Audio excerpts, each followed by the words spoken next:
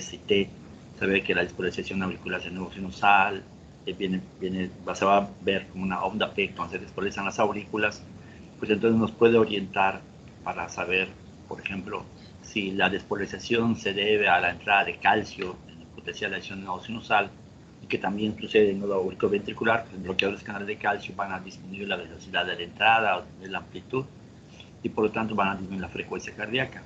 Si la pendiente de la fase 4 de potencial de acción que vimos en fisio es por la entrada de sodio, pues si yo doy bloqueador de canal de sodio, pues igual la pendiente va a disminuir, o va a despolarizarse más lentamente y también va a disminuir la frecuencia. Sabemos que los receptores beta estimulan la frecuencia cardíaca y la fuerza de contracción. Si aquí estamos hablando de ritmo y una patología que está aumentada la frecuencia, pues los bloqueadores beta también van a hacer que disminuya la frecuencia. Entonces, también puede ser un antiarrítmico. El otro grupo sería un bloqueador de canales de potasio, y hay otro grupo de fármacos que, que no son precisamente digitálicos, pero que tienen propiedades antiarrítmicas y que vamos a ver, ¿no? Entonces yo empiezo aquí, como voy a empezar a hablar de canales, de iónicos, siempre empezaba con esa presentación de que esa persona pues acaba de perder la conciencia, ¿no? Tiene cefalea y luego pierde la conciencia, no tiene pulso y no respira, ¿no? Entonces, pues, sabemos ahorita que no sé qué tiene, pero si no tiene pulso, lo que tengo que hacer es darle RCP, ¿no? Entonces, en este cuadro se ve como la persona ya tiene esos dos parches acá que están conectados a un desfibrilador.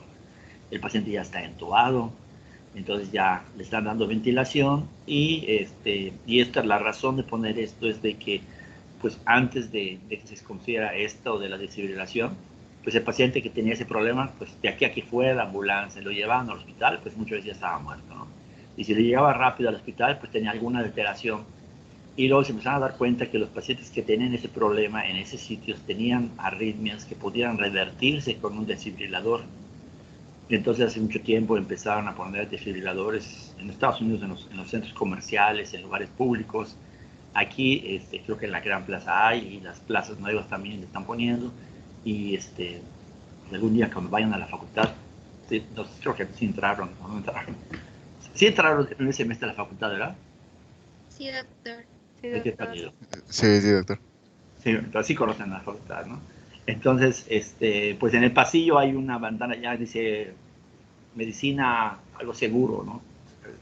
Tiene un desfibrilador, supuestamente que si en un determinado alguien de estos profesores cae en paro, pues rompen el cristal, ponen los parches, y no tienen que saber electro ni saber nada. Esos parches están conectados a la máquina, y la máquina, espero que funcione desde la escuela,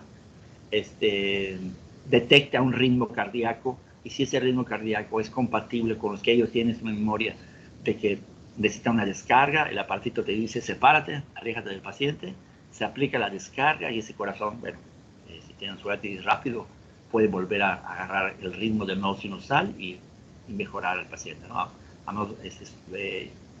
Que aumenta aumenta la sobrevida del paciente si es desfibrilado en el sitio donde sucede el problema. Digamos, si llega tarde al hospital, o el tiempo que tarde en llegar al hospital, pues ese tiempo es importante y se va a perder, ¿no? Entonces, para saber qué tiene el paciente y qué le puedo hacer, pues tengo que recordar algunas cosas de anatomía, que son muy sencillitas, de fisiología, y los de farmacología, para que yo vaya integrando mis conocimientos para saber qué haría, ¿no? Entonces, el electro que se le toma a este paciente, pues este es un electro normal, donde veo la onda PQRCT, y este es un ritmo que tiene ese paciente. No sé qué tiene, no sé qué es, pero no es normal, ¿no? Entonces, es decir, cuando la máquina detecta eso, pues aplica la descarga. Entonces, tenemos que hablar de registros intracelulares y extracelulares, pero voy a ir rápido. Eso nada más para que vean cómo este es el electrodo. Bueno, representa un electrodo que se calienta, se separa, la punta del electrodo queda permeable, y aquí ponen a las células para hacer un registro intracelular conectado a una máquina. Se puede ver en el microscopio, en un televisor, y puedo ver a la célula, ¿no? Entonces, es así, más o menos así se ve el electrodo, y puedo ver cómo entra el electrodo a la célula. Y sabemos que cuando el electrodo entra a la célula, pues veo lo que está viendo es la diferencia de cargas entre intra y extracelular. Y entonces, cuando yo veo que de 0 milivolts pasa a menos 60 o a menos 80 o a menos 90 milivolts, ya sé que la célula está dentro de la célula, ¿no? El electrodo está dentro de la célula comparando el potencial de membrana que existe dentro con lo que está afuera, ¿no? Entonces, sabemos que cuando la célula está despolarizada, cuando no está despolarizada, fuera de la membrana, como un capacitador está llena de cargas positivas pegadas en la parte externa de la membrana y la parte interna están negativos. Pero cuando se genera potencial de acción, se va invirtiendo la carga a través de la membrana y eso es lo que va a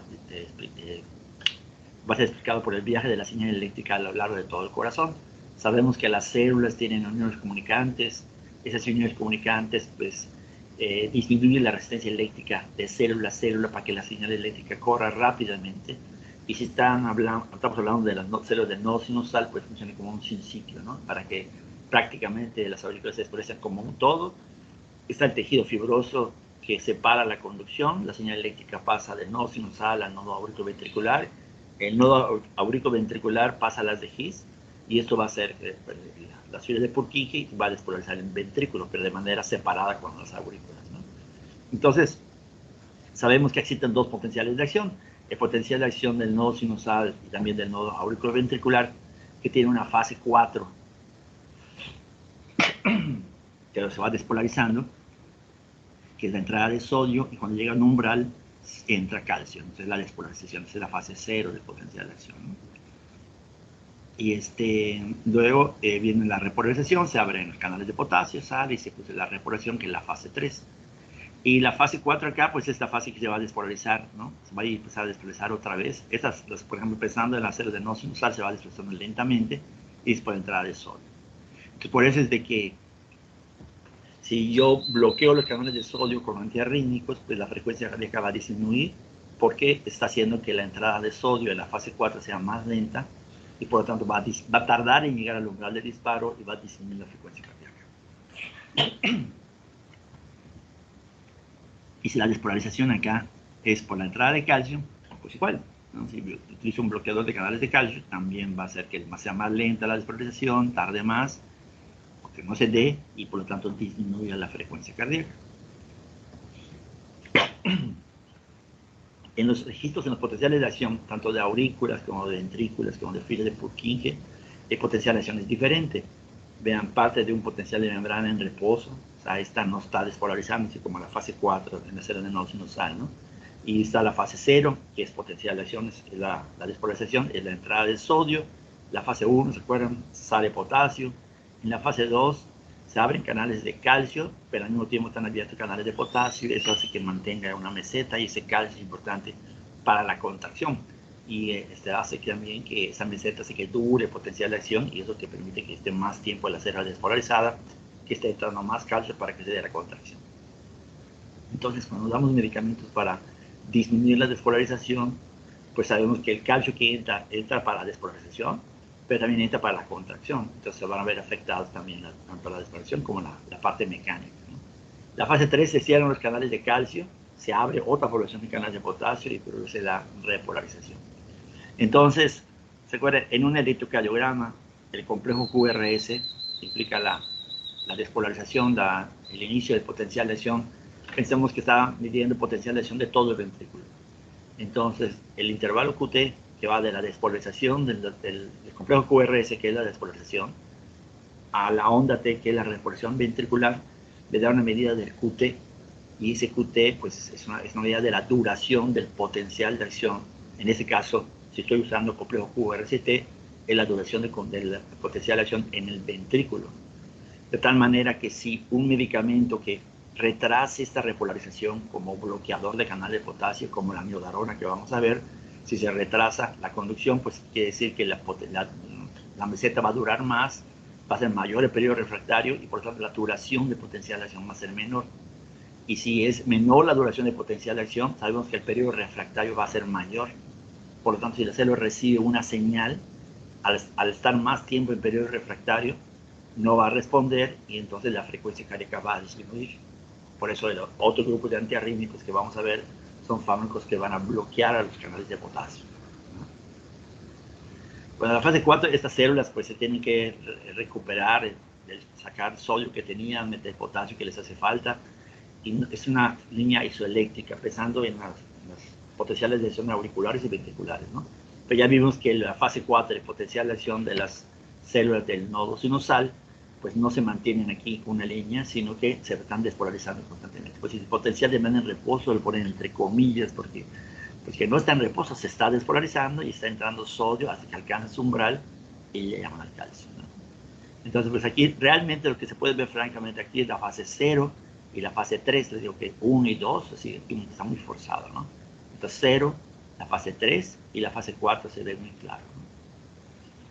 Entonces, bueno, y del electro, pues recordar lo que decimos, ¿no? La despolarización de la onda P, el complejo QRS, que cuando se prolonga el complejo QRS, quiere decir que se retrasa más la velocidad de conducción del nodo auriculoventricular, porque vamos a ver arritmias, o sea, bloqueos del nodo AB. Pero este bloqueo del nodo AB, por ejemplo, si yo bloqueo los canales de calcio, ya sé que la despolarización se va a hacer menos frecuente y por tanto la frecuencia va a disminuir. Pero si el nodo auriculoventricular también tiene un potencial de acción que se debe al calcio, pues puede ser que los bloqueadores de canales de calcio me den un bloqueo del nodo AB, porque también allá se va a estar despolarizando por la entrada de calcio, ¿no? Y ok, entonces tenemos la despolarización, complejo de la onda T, que es la repolarización ventricular, ¿no? Entonces aquí nada más es para relacionar entre lo que es potencial de acción y el electrocardiograma, ¿no? Entonces está presentándose al mismo tiempo actividad eléctrica intracelular y la actividad extracelular. Yo pongo esto porque tenemos que tener lo que vamos a ver en clínica es el electro, es lo que va a presentar aquí abajo, ¿no? Que ya tenemos la onda P.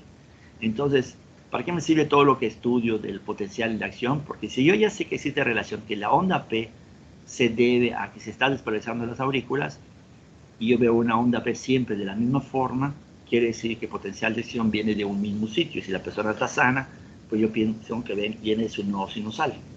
Si se forman ondas P de diferentes formas, de diferentes tamaños, muchas ondas P antes que se forme el complejo QRS, entonces quiere decir que cada deflexión es una despolarización de la aurícula, pero tiene diferentes formas porque el origen del impulso viene de sitios diferentes.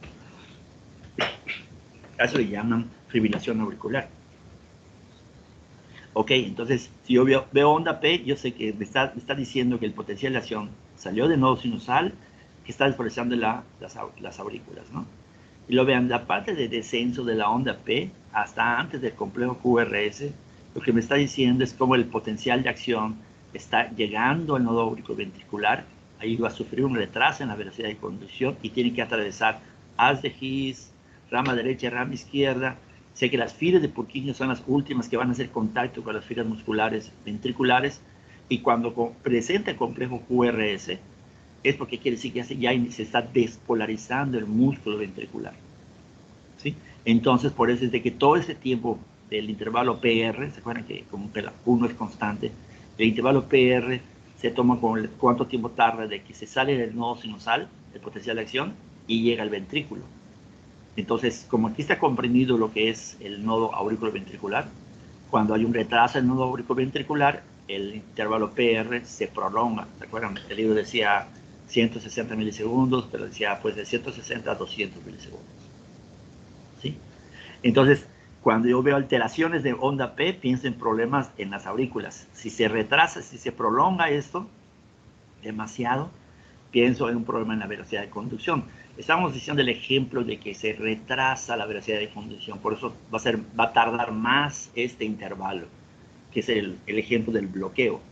Hay un síndrome de Wolff-Parkinson-White, es una enfermedad del sistema de conducción del corazón, en la cual, al contrario, la señal pasa directo, más rápido de la aurícula, pasa al ventrículo más rápido. Como hay un cable, imagínense un cable así de un cortocircuito que está conectando aurículas con el haz de His, por decir.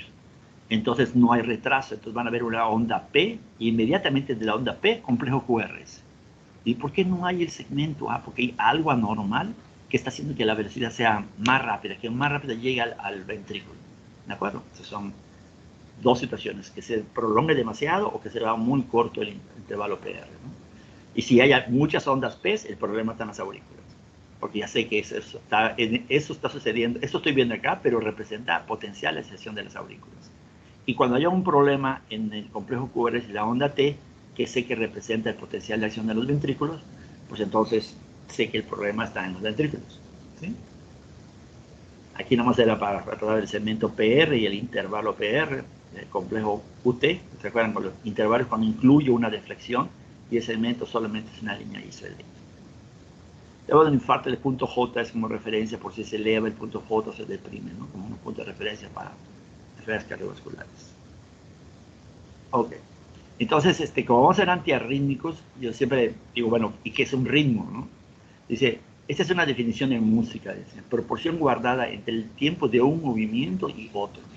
Si la proporción entre un movimiento, entre una nota y otra nota es siempre la misma, quiere decir que tiene ritmo, ¿no? Entonces, cuando dicen, oye una canción y está, no sé, la balada que ustedes se pueden imaginar, y como que se repite varias veces, ese es el ritmo que tiene, porque se está repitiendo de manera constante. Tiene varias partes y puede tener varios ritmos y cambiar, ¿no? No va a ser siempre lo mismo. Pero en el sentido práctico, pues, si el intervalo entre esta onda R y esta onda R es la misma, pues se dice que tiene ritmo. Entonces, cuando yo veo registros anormales como estos que estoy acá, ese es el normal, y aquí tengo dos anormales, pues son arritmias, pero tienen ritmo, ¿no? Entonces la pregunta es, ok, ¿qué le voy a considerar arritmia en medicina, ¿no? Entonces, cualquier ritmo cardíaco, el que sea, ¿no? que puede ser por un aumento de la frecuencia o una disminución de la frecuencia, y que vaya a causar que el corazón no funcione adecuadamente como bomba, o sea, acción eléctrica que repercute en la función mecánica.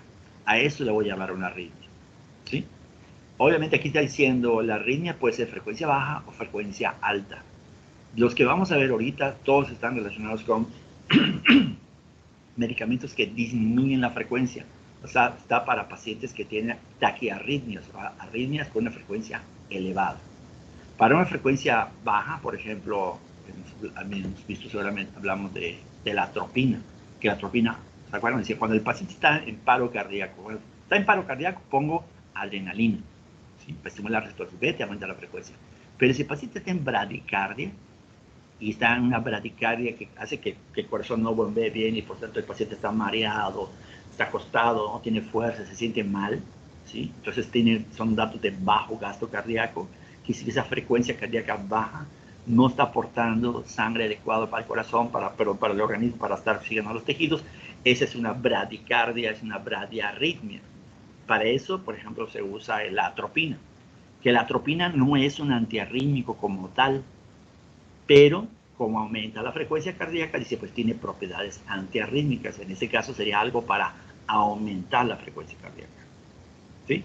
Si pensamos que, pues, sobre lo que vamos a ver ahorita, pensamos que todo lo que va a estar relacionado ahora es para frecuencias cardíacas altas, aunque después van a haber frecuencias cardíacas bajas que también son arritmias, ¿no? O sea, el punto es que no consideren la arritmia como frecuencia, siempre con frecuencia cardíaca alta, aunque los ejemplos que vamos a ver acá son todos de frecuencia cardíaca alta, ¿sí? Entonces, también esto, en cuanto a los mecanismos de la formación de la arritmia, está la alteración en la generación de los impulsos. Y eso tiene que ver, lo vamos a ver con el periodo refractario, que son conceptos que ya vimos en fisiología. Y luego con defectos en la conducción. Por ejemplo, esta es una alteración en la generación de los impulsos, ¿se acuerdan? ¿Se acuerdan? Se despolariza y también el potencial de reposo, perdón, el periodo refractario, perdón, y se está repolarizando y normalmente debe de repolarizarse por completo, estar en su fase 4 y volver a despolarizarse. Pero si hay algo, alteraciones electrolíticas en el equilibrio ácido-base, alguna toxina, algo que esté afectando la conducta, la sensibilidad, la excitabilidad de los tejidos de las células cardíacas, va a hacer que en su periodo refractario relativo sea capaz de despolarizarse. Y esa despolarización puede ser que genere un impulso, o puede ser que no lo genere, que no se despolarice, pero que no genere la señal. ¿De acuerdo? Entonces, si sucede muy al principio acá, le llaman post-despolarizaciones tempranas. Si sucede más al final, post-despolarizaciones tardías. ¿Se acuerdan? Mientras más tarde sea, pues más canales de sodio ya pasaron de ese estado inactivo a activo y por tanto pueden responder más, ¿no? Entonces, esto hace que la célula esté, en lugar de, digamos, de dar una repolarización tranquila para que permita otra despolarización, se está despolarizando antes de tiempo. ¿Sí? Por eso si yo le doy, si esto se está debiendo a que se está entrando sodio, pues si yo bloqueo sodio, pues hago que esa célula sea menos excitable. Pero puede bloquear cualquier canal de sodio.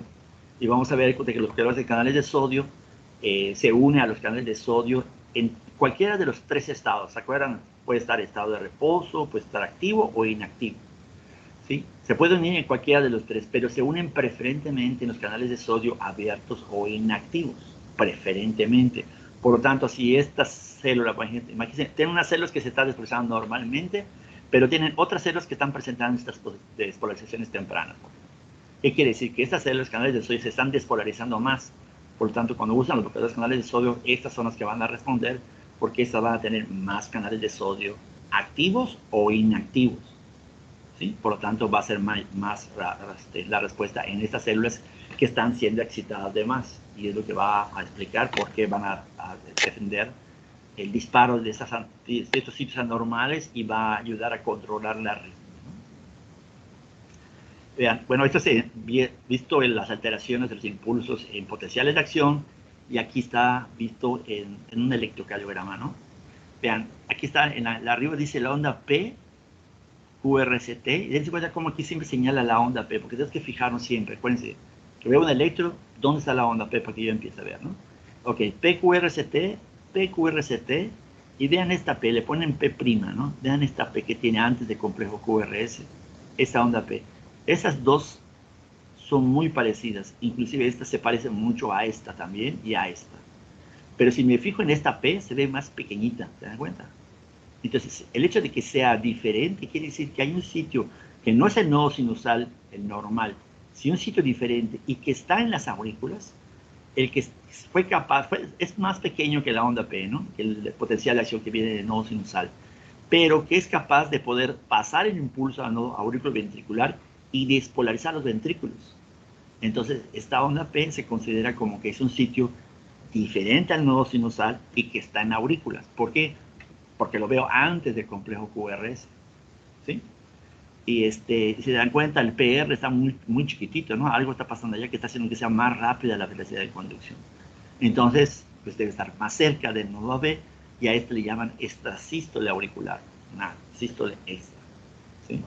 Y vean, aquí abajo habla de un extrasístole ventricular. Igual tenemos una onda PQRST, otro normal PQRST, pero vean qué pasa. Y aquí, después de esta onda T, ven esta onda R y S. No se ve una onda T como tal. Y luego viene otra PQRST. ¿Se dan cuenta? Esta despolarización que no va precedida de una onda P, quiere decir que hoy no viene del nodo sinusal, y como es no viene del nodo sinusal, pero veo una onda que me recuerda a la onda R, pues quiere decir que esto es despolarización ventricular.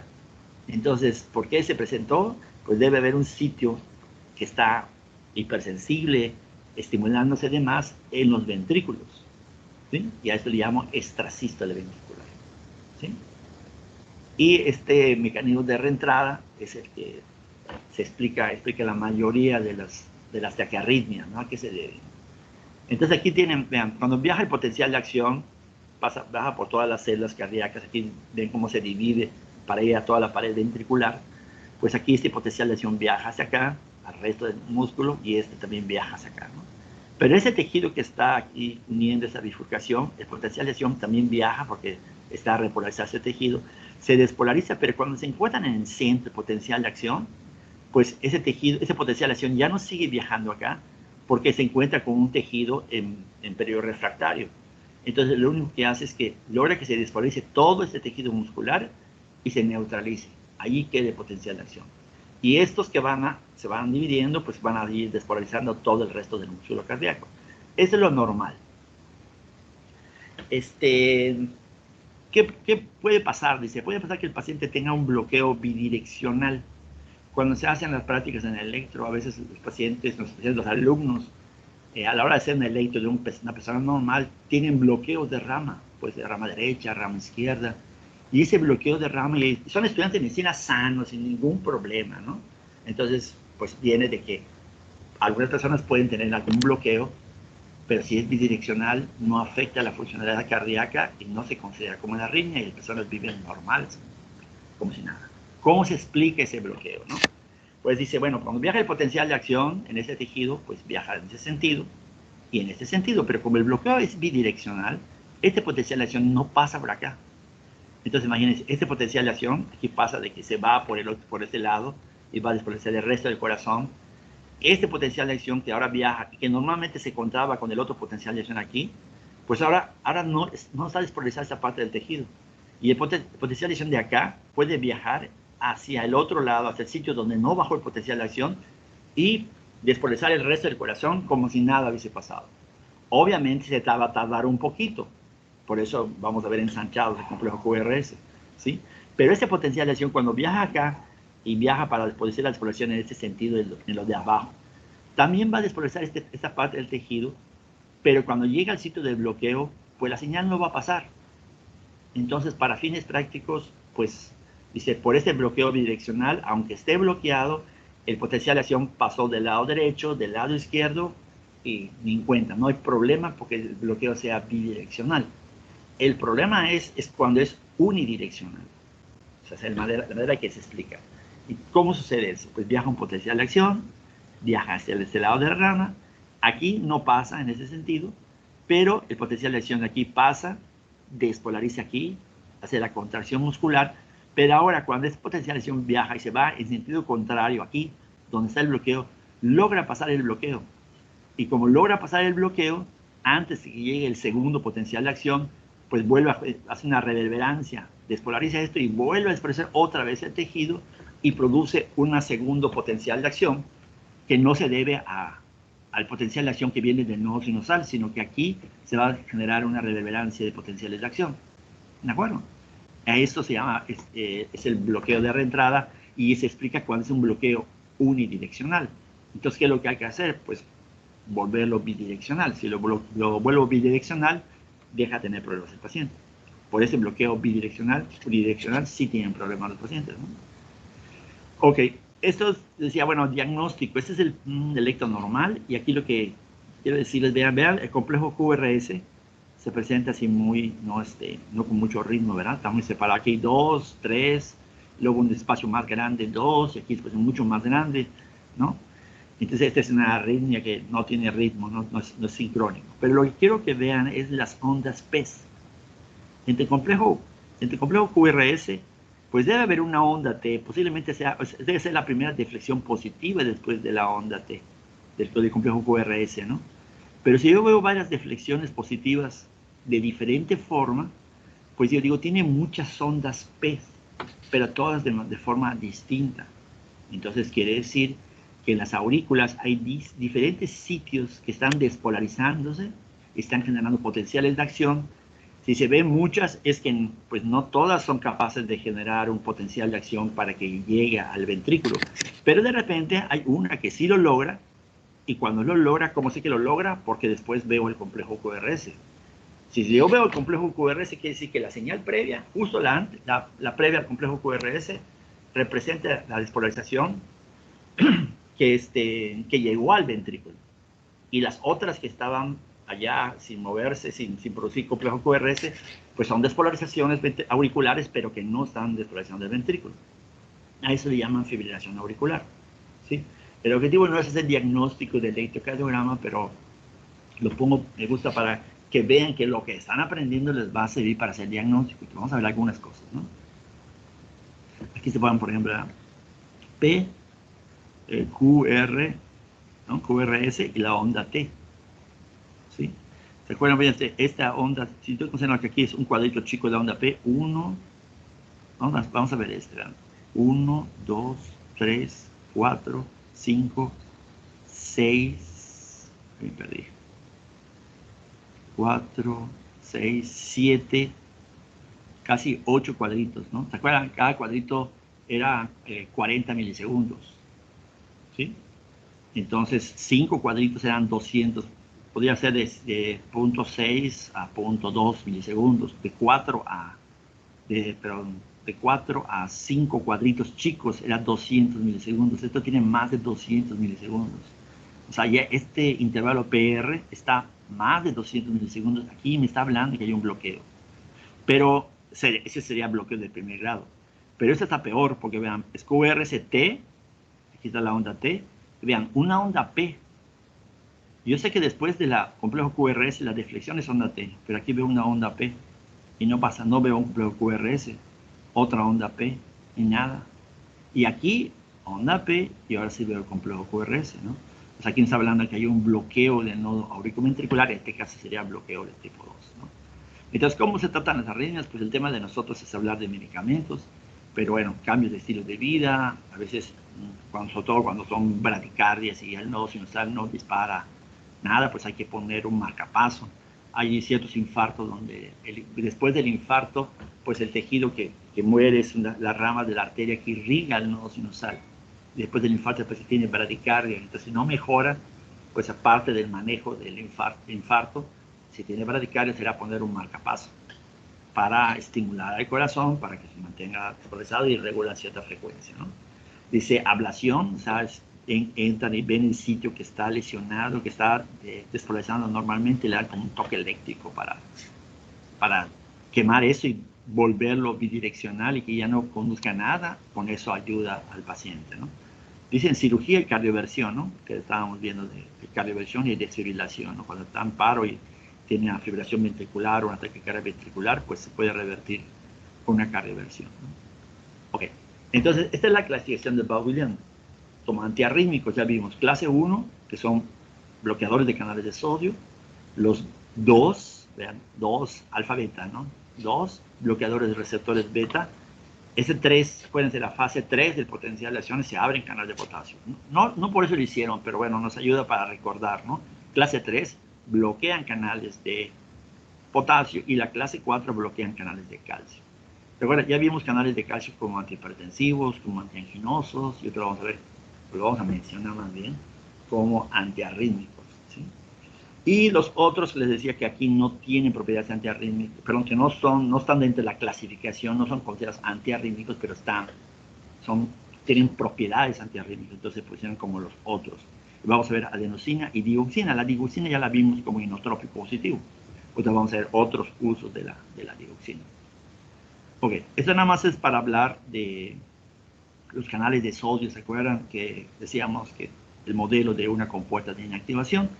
Y cuando hablamos del mecanismo de acción de los bloqueadores de canales de sodio, pues ya les dije, ¿no? Se bloquean en los 3 estados, pero preferentemente en su estado activo e inactivo. Te habla de los 3 estados de los canales de sodio. Y eso como para explicar que las células que no se estén despolarizando muy rápido, pues no van a tener una gran afectación. Y los canales de sodio que estén hiperexcitables, que se estén despolarizando rápidamente, que estén abriéndose y por tanto inactivándose más frecuentemente, pues la posibilidad de que se una el bloqueador de canales de sodio a ese canal es mayor y por tanto se va a ver más el efecto de la respuesta en caso de que la célula se esté despolarizando rápidamente, ¿no? Entonces, bueno, por eso es importante esto. Y la clasificación o la subclasificación de los bloqueadores de canales de sodio se debe precisamente al tipo de reactivación de los canales. Es el tiempo que pasa el estado inactivo a estado de reposo. Y por eso se divide en la clase 1A, 1B y 1C. Entonces, vamos a ver los de la clase 1. ¿Hasta aquí tienen alguna pregunta, comentario? No, doctor, por el momento. Ok. Entonces, vamos a ver clase 1. De la clase 1, como generalidades, ¿no? Pues el mecanismo de acción, bloqueador de canales de sodio, ¿no? Dice, se unen rápidamente los canales de sodio abiertos e inactivos. Ese punto es importante. Por eso es hablar del modelo de los canales de sodio y saber en qué fase está activado o inactivado los canales de sodio, ¿no? O sea, más que a los canales completamente repolarizados. O sea, ¿qué quiere decir? Que se unen a los canales que están en reposo. Sí se unen, pero más a los que están activos. Hay su diferencia. En algunos libros mencionan unos más que a otros. Por ejemplo, bueno, no dudo mucho en mi estilo para no confundirlos, ¿no? Pero, por ejemplo, inactivos, lidocaína, más que inactivos. y la propafenona más en los activos. Pero aquí menciona como que es más en activos e inactivos, ¿no? Entre los dos. Vamos a dejarlo así como está, ¿no? Pero lo que sí es menos que en estado de reposo. Entonces dice, por eso, pues dice, van a ser más efectivo su bloqueo en las células que se están desplazando con frecuencia, lo que le decía, ¿no? Y eso, esa propiedad se conoce como dependencia de uso o dependencia de estado. Y eso va a ayudar a que la célula que esté disparando más se controle, ¿no? Y la célula que está disparando menos, pues no hay problema. Por ejemplo, si estamos pensando en lidocaína, que se usa para arritmias ventriculares, digamos que el tiempo de reactivación de los canales de sodio con lidocaína es como de 500 milisegundos. O sea, 500 milisegundos tarda el canal de sodio en liberarse de la lidocaína y poder generar un potencial de acción. Y ese tiempo es, por ejemplo, si ese tiempo es para el nodo sinusal, requiere aproximadamente 800 milisegundos para poder generar un potencial de acción y mantener una frecuencia cardíaca alrededor de 70.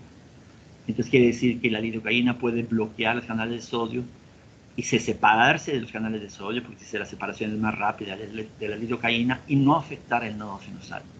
Y eso es bueno porque pues calma el sitio que esté presando una extrasístole ventricular, pero no afecta al nodo sinusal y me mantiene con una frecuencia al menos de 60, 70, que es bastante bueno, ¿no? Entonces, por eso es importante esto de, sí, ok, bloquean canales de sodio, pero el hecho de que se una más a unos que a otros, pues explica que al nodo sinusal, pues en el caso de la lidocaína no lo va a afectar. Ok, siempre yo hablaba de lidocaína y propafenona, y no ponía nada del grupo 1A, pero en las guías todavía mencionan la quinidina, ¿no? Es como esos fármacos que ya no se usan tanto, pero en ocasiones cuando no responden, pues quinidina. Entonces por eso pues vamos a ver uno de 1A y pues ya la quinidina, ¿no? Pero bueno, aquí es importante al menos el prototipo, ¿no? Quinidina 1A, 1B lidocaína, 1C propafenona. Ok, de la quinidina, dice, se une como mecanismo de acción, ya sabemos, se une a los canales de sodio abiertos o inactivos y previene la entrada de sodio, lo que hace más lenta la despoblación en la fase 0. Si estoy pensando, vean, el potencial de acción que pone el libro es potencial de acción de células del aurícula, del ventrículo, difiere de Purkinje, ¿no? Entonces, pues la pendiente, si entra menos, pues la pendiente disminuye la pendiente, menos de la fase 0, y también puede disminuir la amplitud del potencial de acción, ¿no? Disminuye la pendiente de exploración espontánea de la fase 4. O sea, ya está hablando ahorita de la pendiente de la fase 4, está hablando del potencial de acción del nodo sinusal o del nodo auriculoventricular.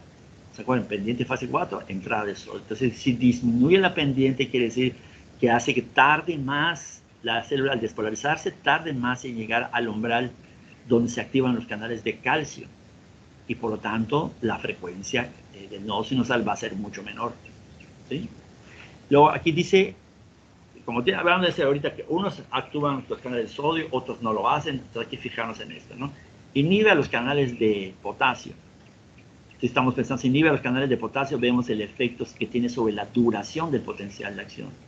Al inhibir los canales de potasio, quiere decir que retrasa la repolarización. Y así que al retrasar la repolarización, aumenta la duración del potencial de acción. Y si aumenta la duración del potencial de acción, sabemos que allí está incluido el periodo refractario. Por tanto, hace que la célula responda menos. Si estaba recibiendo una señal y hacía que se respondiera, pues al aumentar el periodo refractario se hace más resistente al estímulo y por lo tanto, si esa era la causa de la arritmia, pues ya deja de hacerle caso a esa célula y disminuye la frecuencia. Entonces, sodio, potasio y calcio. Dense cuenta, el potasio, los que bloquean la entrada de potasio son de la clase 3. Los que bloquean los canales de calcio son de clase 4. Pero esta quinidina que está en el grupo 1A no solamente bloquea canales de sodio, sino tiene otros mecanismos de acción. Está allá porque se conoció primero que bloqueaba sodios, pero conforme se va estudiando, se van viendo otros mecanismos, o a veces es que el mecanismo ese es el más importante del medicamento. ¿De acuerdo? Entonces, abusados. Si yo pienso en si yo digo 1A, como grupos 1 bloquean canales de sodio siempre. Pregunta 1A por quinidina, ya no solamente bloquea canales de sodio, bloquea potasio y bloquea calcio. Y por lo tanto también va a contribuir a disminuir la frecuencia. Dice, hace más lenta la velocidad de conducción y aumenta la refractariedad. ¿Sí? Al bloquear canales de sodio y al bloquear canales de calcio se esclarece menos. Al bloquear los canales de potasio aumenta el periodo refractario, entonces aumenta la refractariedad, ¿no? Y por si fuera poco, dice, ¿no? Otras acciones, bloqueo alfa-adrenérgico y leve y anticolinérgico. Entonces, usos terapéuticos, vean, estos que tienen quinidina, que tiene varios mecanismos de acción, es taquiarritmias auriculares, arritmias en el nodo AB y ventriculares. O sea, no es de la que más van a ver, pero bueno, es diferente y ahorita tiene otros usos, ¿no? Y aquí en la farmacocinética, dice, se absorbe bien el sulfonato o gluconato después de la alimentación oral y se pasa un extenso metabolismo en el primer paso, ¿no? Por eso enzima citocromo hepática P constitución 50, 3,4-A y forma metabolitos activos. Aquí, por ejemplo, es cuando hago mi cuadro de esto, me doy cuenta de que en el cuadro me puedo aprender cuál es la citocromo que actúa sobre quinidina, lidocaína y propafenona. Pero es más fácil que yo lo vea en mi cuadro, en una columna, que vea yo las presentaciones. ¿Sí? Ustedes lo van a ver. Pero aquí 3A4A, que es la más frecuente, ¿no? Y también a veces hay unos que poseen metabolitos activos, otros inactivos. Activos. Este sincronismo, síntoma de sincronismo, al sincronismo le llaman a la intoxicación por quinidina, que se usa un medicamento antipalúdico, ¿no? Que luego se descubrió que tenía propiedades antiarrítmicas. Entonces, este sincronismo tiene ese cuadro de visión borrosa, acúfenos, ¿sabe? La visión y la audición. El acúfenos es ese tinito, ese ruidito así constante que uno se escucha, pero sin que exista ningún ruido, ¿no? Cefalea, todo está como a nivel central, ¿no? Cefalea, desorientación y psicosis, ¿sí? Síntomas de sincronismo. Es como que ese cuadro clínico que va a ser asociado a quinidina. Ok. Hay una parte que él dice el libro y que siempre se me olvida mencionar al principio, pero bueno, cuando hablo de generalidades, dices que todos los antiarrítmicos, todos son proarrítmicos. Todos los que te dan para una arritmia pueden en un momento determinado producir una arritmia, ¿no? Entonces, por eso dice, debido a sus efectos proarrítmicos, ¿no? O sea, porque puede producir arritmia, y a una capacidad para empeorar los síntomas de insuficiencia cardíaca, esta clase de fármacos no debe usarse en pacientes con cardiopatía aterosclerótica o insuficiencia cardíaca sistólica, ¿no? Y eso es porque puede empeorar el problema y puede ser más perjudicial que beneficioso, ¿no? En caso de que, sobre todo en casos que tengan problemas con cardiopatía estructural, ¿no? Entonces, cuando dice estructural, se está haciendo referencias a problemas funcionales o estructurales. Entonces, es una de las cosas por las cuales no es un antiarrítmico como de primera elección, pero repito, lo digo porque la guía lo menciona, como esos medicamentos que se pueden usar en un momento determinado si no funcionaron los otros. Entonces, lidocaína bloquea canales de sodio, bloquea canales de potasio, bloquea canales de calcio, ¿no? Alfa y muscarina. Lidocaína dice, bueno, y pongan útiles para tratar arritmias ventriculares. Había mucho que quinidina sirve para arritmias auriculares, alteraciones del nodo AB y ventriculares. O sea, sí, tiene muchos mecanismos de acción y por lo tanto se puede usar para muchos tipos de arritmias. Esta lidocaína, lo que hace la lidocaína es bloquear los canales de sodio. En el Velázquez lo menciona como el antiarrítmico bloqueador de canales de sodio puro. O sea que solamente bloquea canales de sodio, no hace otra acción. Y su efecto, su uso terapéutico de esto es para las arritmias ventriculares. Ejemplos, excepciones de arritmias ventriculares se pueden presentar en el paciente que se infarta, empieza a tener una arritmia ventricular extrasístole, taquicardia ventricular, o puede ser, por ejemplo, pacientes que le están haciendo cateterismo. O sea, no tiene arritmia, le están metiendo un catéter para buscar si tiene una alteración de un vaso, y de repente, o están haciendo una cirugía, y de repente empiezan a ver arritmias ventriculares.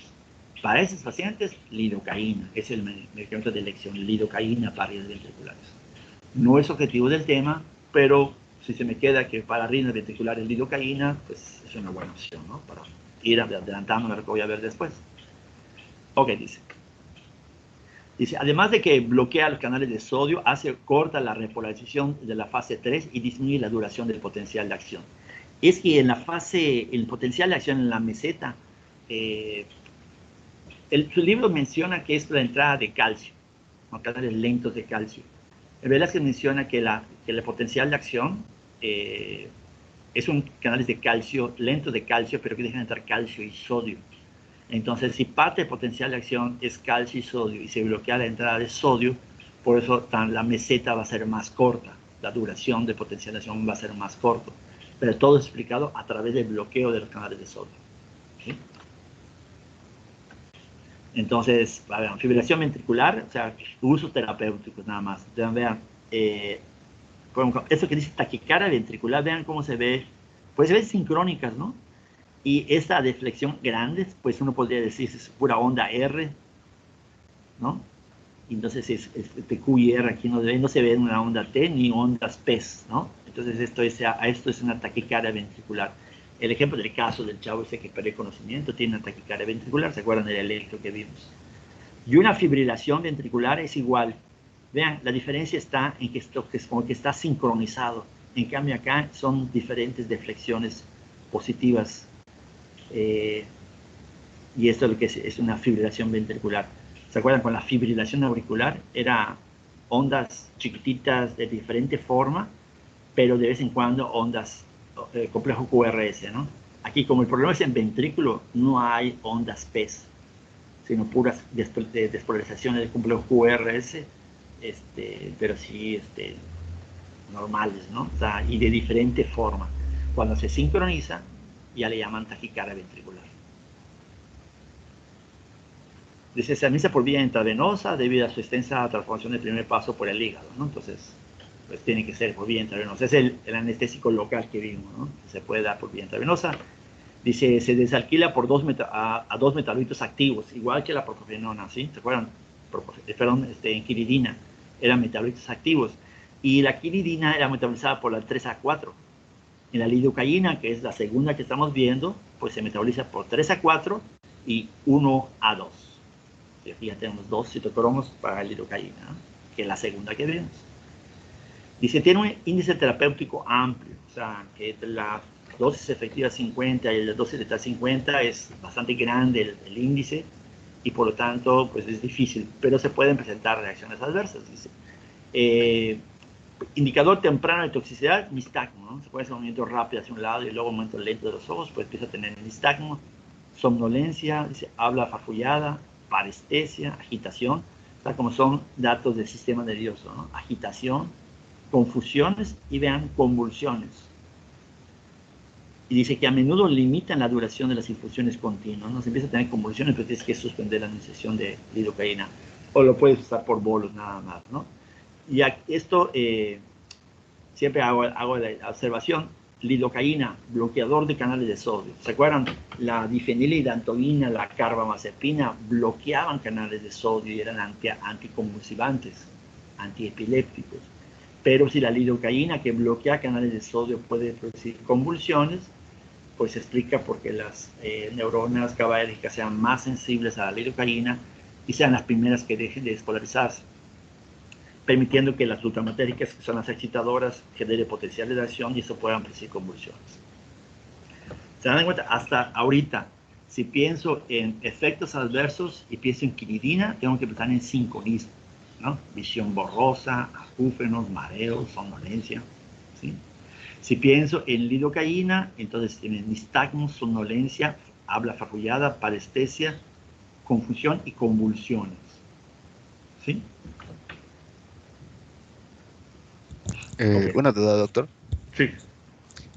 Bueno, ahorita que mencionó la lidocaína, pues me quedó la duda si una de sus funciones es reducir la duración del potencial de acción, esto no favorecería a, a una mayor generación de, pues de despolarizaciones, ¿no? Más rápido. Claro, sí, es lógico pensar eso, ¿no? Pero como está bloqueando al sodio, pues tanto, sí, cierto, dice si acorta podría responder más, pero como está bloqueando la entrada del sodio en la fase 0, pensando en las células del músculo auricular o la fase 4 en las células del nodo sinusal, lo que se observa es una bradicardia, ¿sí? O sea, pero una disminución de la frecuencia. Pero, vamos, por eso les decía que, aunque eso explica, cuando se controla la frecuencia cardíaca, eso explica el efecto antiarrítmico. Pero lo que tú dices es, eso podría explicar arritmias, ¿no? Y lo que decía, todos los antiarrítmicos son proarrítmicos. O sea, pueden en un momento determinado producirse una arritmia con la lidocaína. Pues sí, si se acorta la duración y en un sitio aparte despolariza ese tejido, puede generar una arritmia, pues sí. Porque explicado por lo que tú acabas de decir, y es de acuerdo al concepto de, aunque es un antiarrítmico, puede producir una arritmia. ¿Sí? Entonces, por eso hay que estar pendiente, ¿no? El punto es, bueno, si ya vimos que un fármaco antihipertensivo, ¿qué puede producir? Hipotensión, de lo contrario, ¿no? Pero también ya vimos, por ejemplo, en el propanolol y los nitratos, que son vasodilatadores, que el nitrato se usa para angina. Pero uno de sus efectos a veces es producir angina, vasoespasmo y hipertensión. ¿Por qué? Si lo retira abruptamente. Son cosas medio paradójicas, ¿no? En este caso, un antiarrítmico puede quitar una fibrilación ventricular, sí. Puede producir una arritmia también. ¿Sí? ¿Explicado cómo? Pues por esto que estamos viendo, ¿no? Por una parte, yo explico para quitar la arritmia, pero tú haces la observación que eso podría ser causa de que se genere una arritmia. También es válido eso. ¿Sí? Sí, gracias. Eso así pasa. Ok. La propafenona. Se disocian lentamente y eso hace, no lo puse con la lidocaína, aunque sí lo mencioné al principio, ¿no? De que la lidocaína se une y se separa rápidamente de los canales de sodio. Esta se disocia lentamente. Y si se disocia lentamente, el tiempo de reactivación, ese tiempo que tiene que pasar de estado inactivo a estado de reposo para que pueda despolarizarse, es mucho mayor. Y es explicado porque tarda más tiempo unido a los canales de sodio. ¿Sí? Dice, en reposo y muestran efectos prominentes incluso con frecuencias cardíacas normales. O sea, estos también se van a asociar a los canales de sodio en estado activo e inactivo, pero también en reposo. También, lo que digo, también la lidocaína se une a los tres estados, preferentemente a unos, pero se puede unir a los tres. Dice, debido a los efectos proarrítmicos e inotrópicos negativos, o sea, baja la fuerza de contracción, el uso de estos agentes se evita en pacientes con cardiopatía estructural y otra vez causas que pueden hacer que no se dé la propafenona, ¿no? Hipertrofia, insuficiencia cardíaca, cardiopatía aterosclerótica, vamos a ver de los efectos para la insuficiencia cardíaca, ¿no? O de inotrópicos positivos de la propafenona, ¿no? Entonces, bloquea canales de sodio, por eso está en los clase 1, débil antagonista de los receptores beta. Ese sería el efecto de producir una inhibición de los receptores, del efecto inotrópico negativo, ¿no? Y aquí el libro dice, no bloquea canales de potasio. Y bueno, el Velázquez menciona sodio, potasio, beta, ¿no? Entonces, por eso me fui al Goldman a ver qué dice el Goldman, y Goldman dice, el Goldman tiene así, explica, te decía yo, muchas cosas, mucho más cosas, ¿no? Y él dice, pues no, dice, Goldman dice que sí, que el potasio, sí bloquear el de potasio in vitro, y en algunos pacientes. Entonces, como que nuestro libro dice, no, para fines prácticos no bloquea, ¿no? Pero van a haber libros que dicen que sí. Entonces, quedémonos con el libro, ¿de acuerdo? Pero bueno, no tomemos como 100% de lo que estamos viendo, porque, bueno, hasta ahorita no vi la fecha de esta referencia, pero es muy probable que algunos pacientes responden y otros no responden, ¿no? Entonces, amor, es la concentración, es el uso con los medicamentos, o sea, esas son cosas que se siguen estudiando y a lo mejor después dicen que sí, pero bajo ciertas condiciones, ¿no?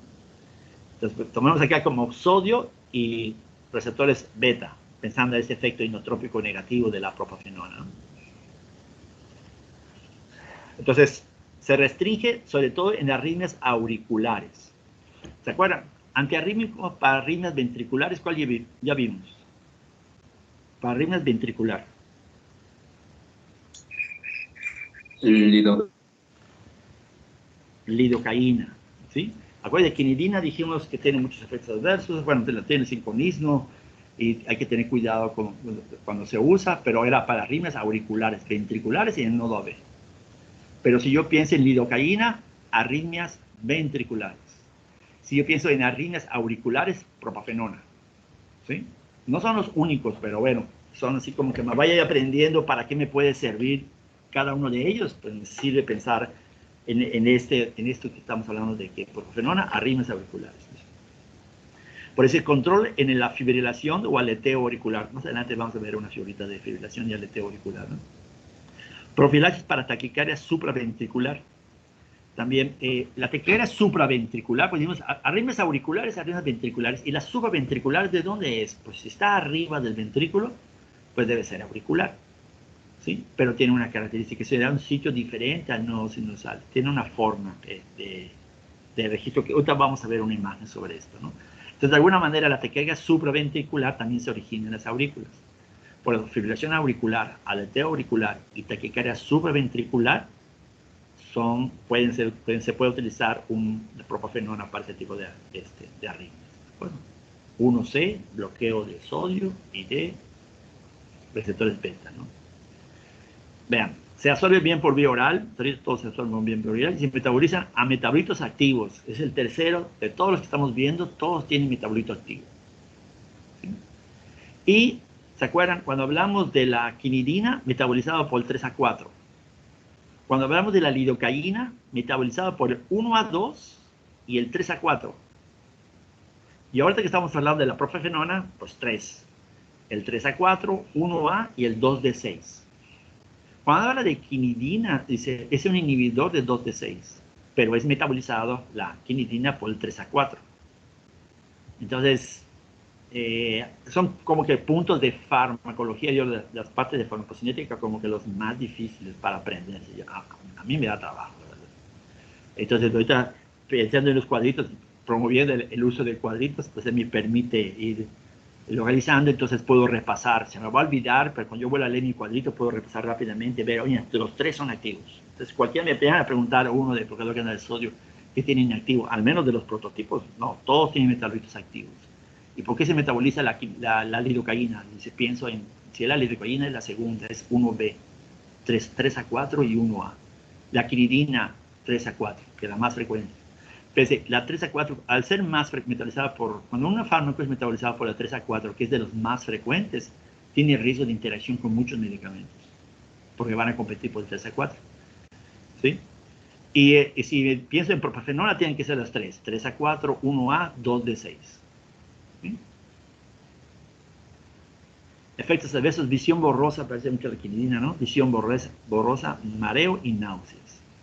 Y también broncoespasmo. ¿Por qué broncoespasmo? Es que es un débil bloqueador de receptores beta, ¿no? Entonces debe bloquear beta 2.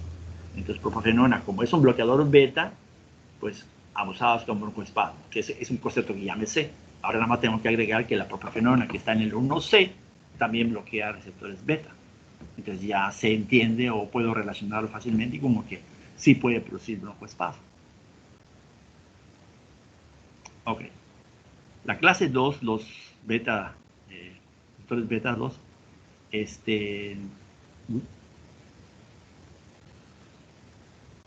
pues se acuerdan de la pendiente de la fase 4, disminuyen la expresión en la fase 4 y por lo tanto deprimen la automaticidad, o sea, hacen que sea más lento, que llegue al umbral de disparo, prolongan la conducción en el nodo AB. Dice, ¿y qué tiene que ver el nodo AB? Bueno, tengo que acordarme de la inervación del simpático del corazón. Que sé que hay fibras simpáticas en todo el corazón, aurículas y ventrículos, y por lo tanto nodo sinusal y nodo auriculoventricular. Entonces hay receptores beta en esos dos sitios, también hay receptores acetilcolina también. Por eso puede afectar tanto la frecuencia cardíaca como la velocidad de conducción de la acetilcolina, porque hay receptores, sí llega al nodo AB, es de lo último que llega de la inervación parasimpática. Pero pensando en inervación parasimpática, pues si afecta el nodo sinusal y bloquea la expresión de la fase 4 en el nodo sinusal, eso explica que disminuye la frecuencia.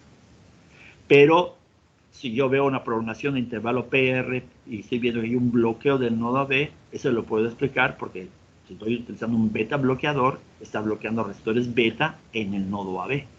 Por eso se prolonga la conducción en el nodo auriculoventricular. Y sé que la estimulación adrenérgica, además de aumentar la frecuencia, aumenta la fuerza. Entonces, si doy un beta bloqueador, pues disminuye la frecuencia y ya sé que disminuye la fuerza de contracción. La frecuencia y la fuerza. Esos conceptos no son nuevos desde ahorita que estamos viendo beta bloqueadores. Estos de la clase 2 son útiles para tratar taquiarritmias causadas por aumento de la actividad simpática. ¿Se acuerdan? Decíamos que cuando usamos un bloqueador, un antagonista, se va a ver mucho más el efecto, pero tiene que ser en presencia del agonista. Y normalmente si es agonista, pues previamente es fisiológico de la noradrenalina, pues se va a ver mejor el efecto con uso de los beta bloqueadores, ¿no? Dice aleteo y fibrilación auricular para taquicardia de reentrada del nodo AB. Sí, es las aurículas.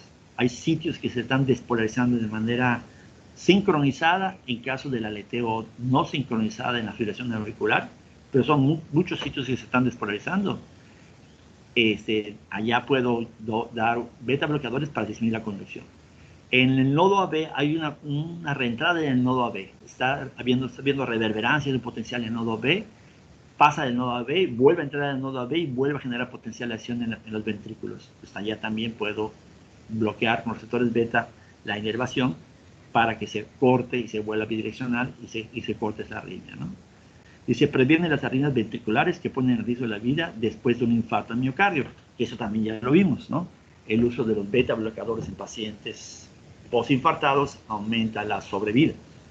¿Por qué? Porque baja la frecuencia, baja el consumo de oxígeno del corazón y ese tejido que está muerto, pues no hay nada que hacer. Pero el tejido que está cerca del muerto está dematizado, si baja la frecuencia, pues consume menos oxígeno y el área de que se vaya a morir el corazón, el tejido cardíaco, pues disminuye y eso ayuda a la recuperación de los pacientes, ¿no? Es algo que también ya vimos, ¿no? Se repite con los beta bloqueadores.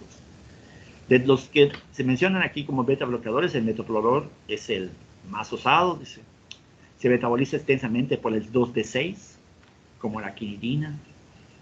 ¿Y qué más se metaboliza por el 2D6? No.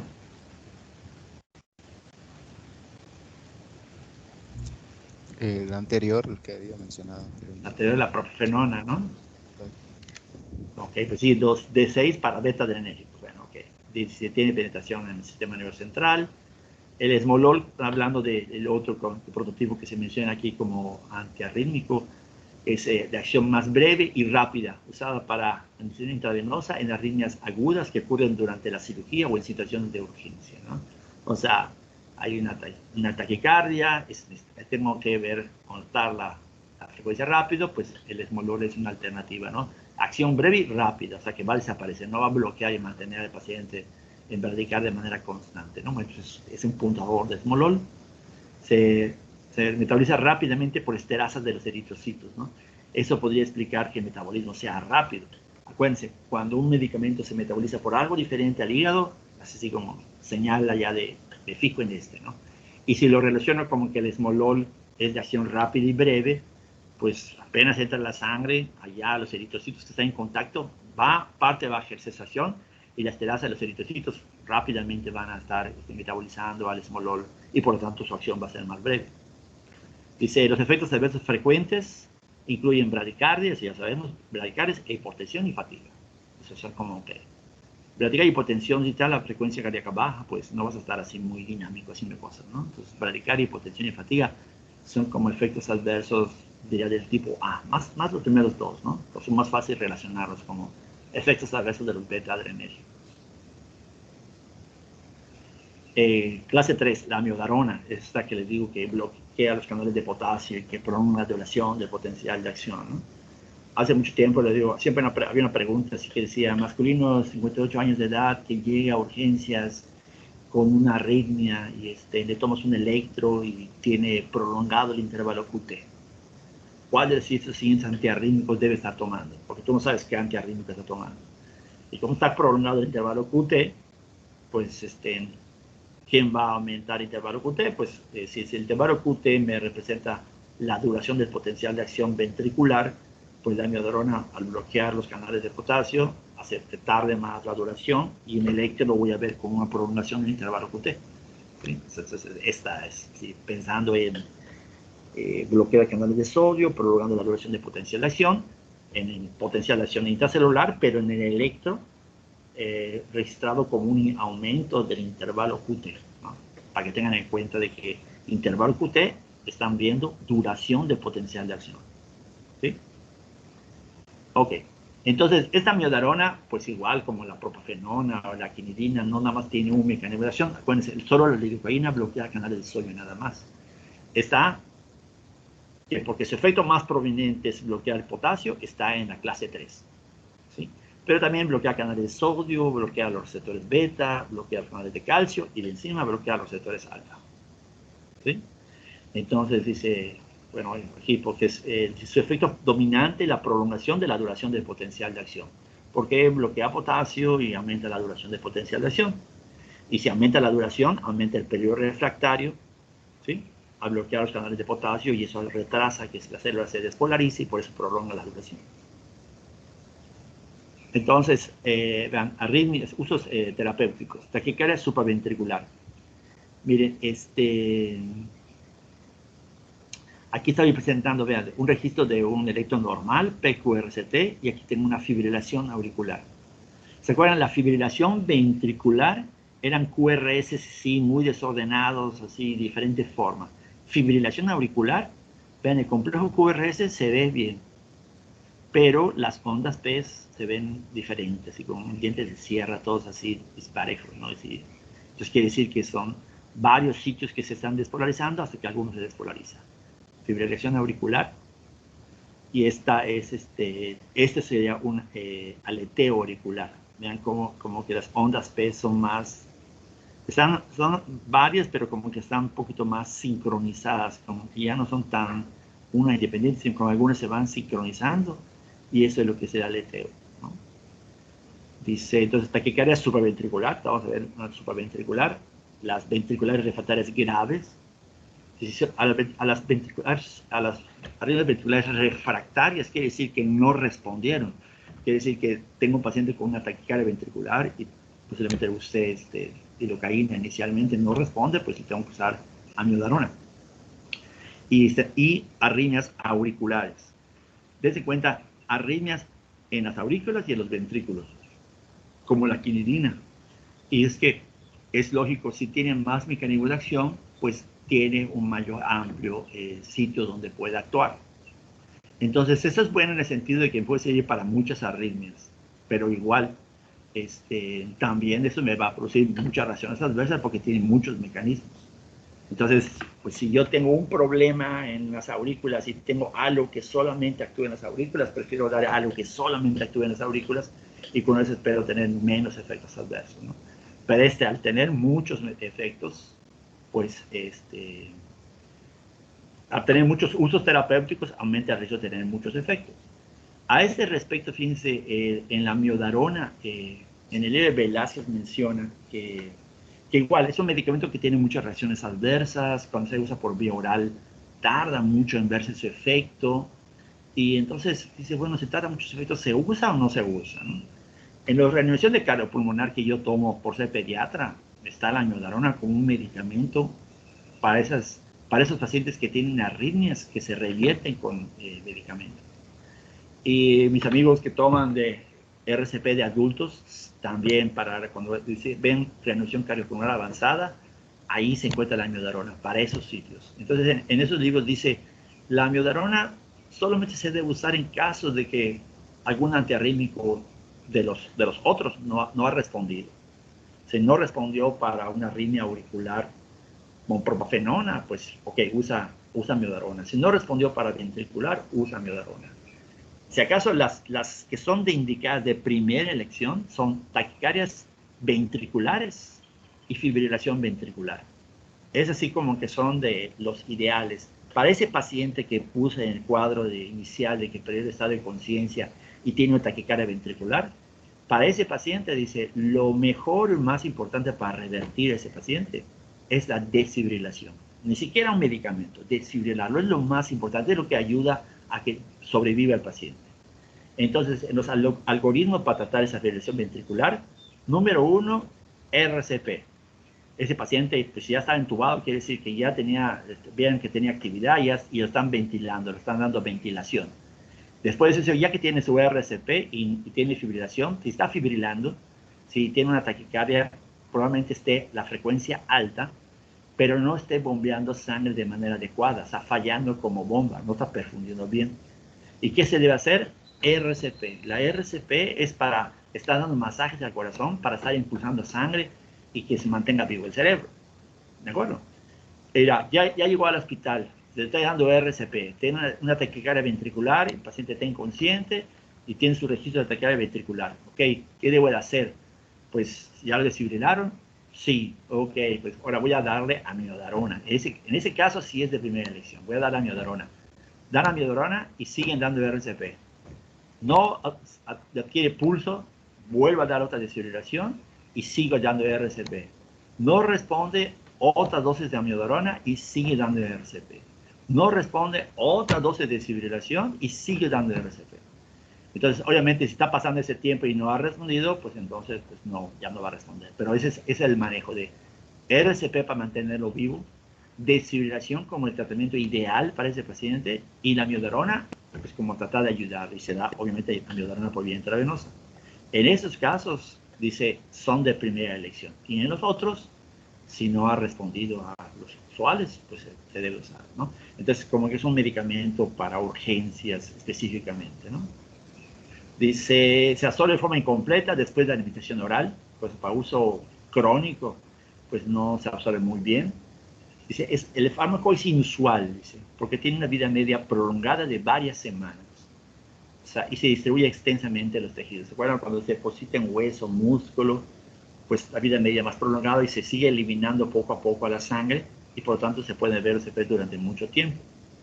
Dice, los efectos clínicos totales pueden no alcanzarse hasta meses después. Dice, oye, pues se va a tardar mucho. ¿Por qué se usa en una reanimación cardiopulmonar? Ah, porque estamos hablando de la iniciación vía intravenosa. Y ya dijimos que no, lo más importante es la desfibrilación para revertir la taquicardia, ¿no? El RCP para mantenerlo vivo y la desfibrilación para revertir la taquicardia. Ahora aquí menciona, dice, no quiere hacer esa observación. Los efectos clínicos totales pueden no alcanzarse hasta meses después de iniciar el tratamiento, a menos que se emplee dosis de carga. ¿Se acuerdan de algún otro medicamento donde dijimos que se puede utilizar una dosis de carga? Decíamos dosis de impregnación, precisamente porque tiene una amplia distribución. ¿Se acuerdan de alguno? En el módulo de cardiovascular vimos.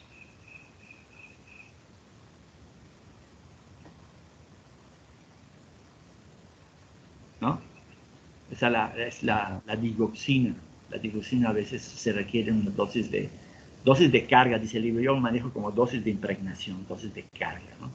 Entonces, por eso, precisamente por eso que se distribuye ampliamente y tarda en verse efecto, a veces es necesario utilizar dosis de carga. Pero le digo, cuando se lo está dando por vía oral y todo esto, pues como que habla mal de la amiodarona, ¿no? Todo esto es cuando no respondió a los habituales, ¿sí? Vean, efectos adversos, fibrosis pulmonar, neuropatía, hepatotoxicidad, depósitos corneales, neuritis óptica, decoloración de la piel azul grisácea, imágenes en áreas de mariposa, y dicen que la amiodarona es un compuesto iodado que se parece mucho a la tiroxina, entonces por eso puede producir o hipotiroidismo o hipertiroidismo, ¿sí? Entonces, en otros, el Velázquez, por ejemplo, menciona el estreñimiento, y esta decoloración de la piel es como que queda sensible la piel, y hace esas alas de mariposa a lo largo de la cara de las personas por la amiodarona. Y quizás depósitos corneales igual puede ser perjudicial, pero obviamente la fibrosis pulmonar y hepatotoxicidad son reacciones adversas pues graves, ¿no? Y a veces pues obviamente repercute en la calidad de vida y en la esperanza de vida del paciente. Por eso es de que está reservado para casos especiales y solamente indicados de primera para esas arritmias que se manejan en el paro cardiovascular, ¿no? Y que responden a la amiodarona, ¿no? Fibrilación ventricular y taquicardia ventricular. ¿Sí? Luego dice aquí, sin embargo, dice, a dosis bajas y vigilancia estrecha reduce la toxicidad al tiempo que conserva la eficacia clínica.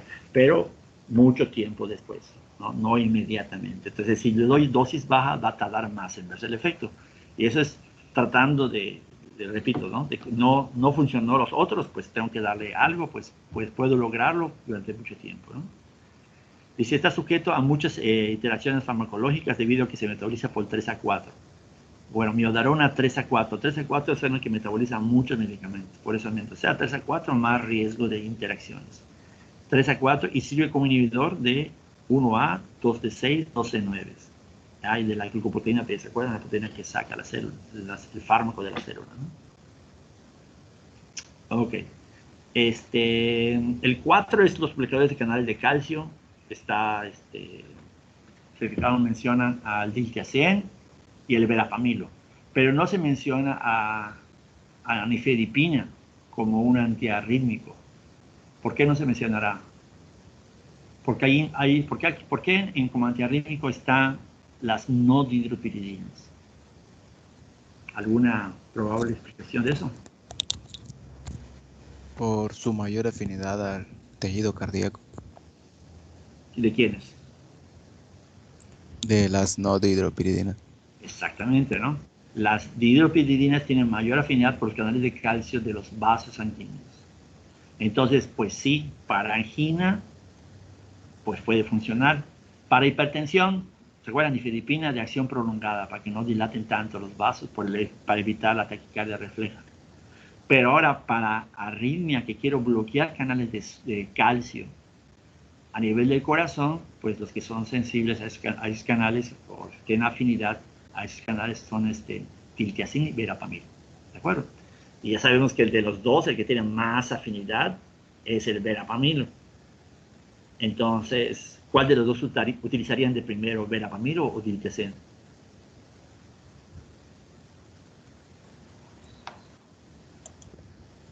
El verapamilo tiene más afinidad. Tiene más. Si tiene más efecto de verapamil, el riesgo de producir bradicardia es mucho mayor. Entonces, yo empezaría con diltiazem. ¿Sí? Verapamilo, hay que tener cuidado. Si lo que está ya, se puede utilizar, a veces en el hospital, pero bajo un control más estrecho del uso por el hecho de que puede ser que baje demasiado la frecuencia, ¿no? Pero bueno, los dos son opciones. Ok, entonces de digoxina está entre los otros medicamentos que dice que tienen propiedades arrítmicas. Ya lo vimos como inotrópico. ¿Se acuerdan? Mecanismo de acción de la digoxina como inotrópico.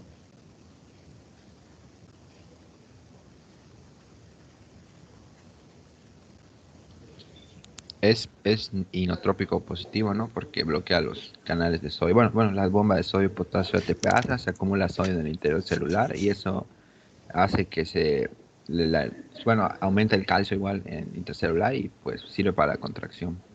Exactamente, ¿no? Entonces vamos, vean. Dice, mecanismo de acción inhibe la sodio potasio ATPasa y acorta el periodo refractario en las células miocárdicas auriculares. Acorta el periodo refractario en las células miocárdicas auriculares y ventriculares, al tiempo que prolonga el periodo refractario efectivo. El subrayo ahorita, sí, bueno, lo pongo así en amarillo porque bueno, acorta o prolonga.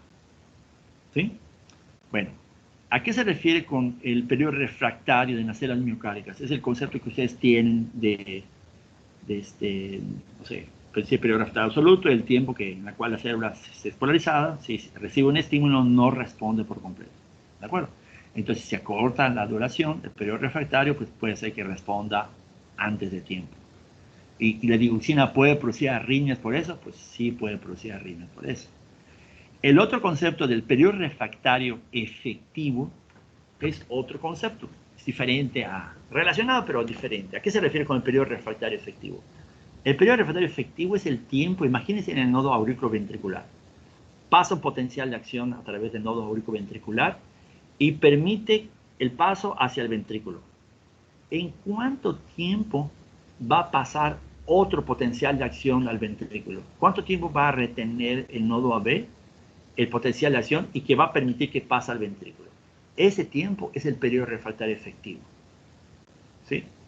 Entonces, dice, si está haciendo que prolongando el periodo refractario efectivo del nodo AB, ¿qué es lo que hace que en el nodo AB sea más lenta la velocidad de conducción? Si yo pienso en regulación del sistema nervioso autónomo, ¿quién prolonga el periodo refractario en el nodo B? ¿Quién hace más lenta la conducción en el nodo B? ¿Noradrenalina o acetilcolina? La acetilcolina. Acetilcolina. ¿Cuál? Acetilcolina, ¿no? Acetilcolina. Ahora, ¿qué tiene que ver la digoxina con la acetilcolina?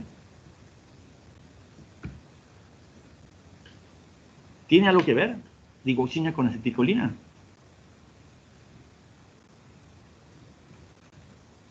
Sí, me parece que aumentaba, ¿no? ¿Cómo? Aumentaba la afinidad de la acetilcolina, ¿no? ¿Aumentaba la afinidad? Algo así, no recuerdo exactamente. Algo así entonces aumenta la actividad, produce una estimulación vagal y aumenta la liberación de acetilcolina. Es decir, produce una estimulación parasimpática, aumenta la acetilcolina, la liberación de la acetilcolina en el corazón. ¿Sí? ¿Se acuerdan cuando hablábamos dijimos, en un paciente que tiene insuficiencia cardíaca, como su corazón se contrae débilmente, su frecuencia cardíaca aumenta. Y ese aumento de la frecuencia cardíaca en ese momento se toma como un mecanismo compensador, porque como está latiendo débilmente, el volumen sistólico es menor y lo que hace es aumentar la frecuencia con intención de que al aumentar la frecuencia aumente el gasto cardíaco, porque la contracción está disminuida. ¿Sí? Pero cuando damos una digoxina y aumenta la fuerza de contracción, conforme va aumentando la fuerza de contracción, va aumentando el volumen sistólico, va aumentando el gasto cardíaco por aumento del volumen sistólico, entonces ya la frecuencia cardíaca ya no tiene que ser tan alta. Y la frecuencia cardíaca va disminuyendo por el uso de la digoxina. Explicado porque ya no es necesario el mecanismo compensador de aumentar la frecuencia. ¿Sí?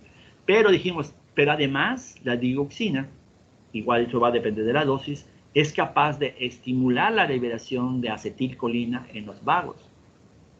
Y dijimos también qué le hacía al simpático, la digoxina.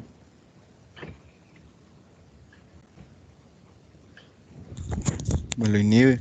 Inhibe el simpático. Inhibe el simpático y estimula el parasimpático. Y la inhibición de tanto del simpático como el parasimpático, pues tiene como resultado disminuir la frecuencia. Entonces, el libro dice bloqueo de la sodio-potasio ATPasa y eso explica la disminución de la fuerza. Pero obviamente la disminución de la, digamos, de la frecuencia como antiarrítmico, que baje la frecuencia, es explicado porque libera acetilcolina. Y la acetilcolina, ya sé que la acetilcolina que se libera en el nodo sinusal va a bajar la frecuencia. La acetilcolina que se libere en el nodo auricoventricular va a prolongar ese periodo refractario. Entonces, aunque el periodo refractario de las células se acorte, pues dura un poquito menos de potencial de acción. Cuando llega en el nodo auricoventricular, ahí se retrasa la conducción y da chance a que después pase al ventrículo y se contraiga el ventrículo. ¿Sí? Entonces, por eso dice disminuir la velocidad de conducción en el nodo B y acuérdense, estimulación vagal y inhibición de simpático. No lo menciona en esta parte en el libro. Pero dice, se usa para controlar la velocidad de la respuesta ventricular en fibrilación y aleteo auricular. Por ejemplo, en el Velázquez menciona que para que respondan las arritmias auriculares se requiere aproximadamente un 35% de la dosis letal de la digoxina. Si yo aumento la dosis, es capaz de la digoxina de actuar sobre las arritmias ventriculares. Pero, obviamente, eso aumenta el riesgo de reacciones adversas. Entonces dijeron, no, ¿para qué estamos buscando tres pies al gato, no? Mejor vamos a usar digoxina para arritmias auriculares. Y eso que dice que controla la respuesta ventricular es de que, ya vieron en la fibrilación ventricular, ¿no? Varias ondas P de diferente forma y un complejo QRS. Sé que ese complejo QRS es la desesperación ventricular y sé que después de eso va a haber una contracción ventricular. Y obviamente sé que el gasto cardíaco va a depender de la contracción ventricular, no de la contracción de desolación de las aurículas ni la contracción de las aurículas. ¿Se acuerdan el concepto de que el gasto cardíaco, el llenado ventricular en un 80% no depende de las aurículas? Se llenan directamente los ventrículos. Entonces, aunque las aurículas no se estén contrayendo de manera adecuada, ¿Se acuerdan? En fisiología vimos que la arritmia más frecuente es la fibrilación auricular y que muchos pacientes con fibrilación auricular están asintomáticos. Porque aunque no estén aportando en forma así adecuada ese 20%, solamente es porque llega la sangre sin las aurículas, con ese 80% de llenado ventricular y de contracción puede mantener un gasto cardíaco ¿sí? decente.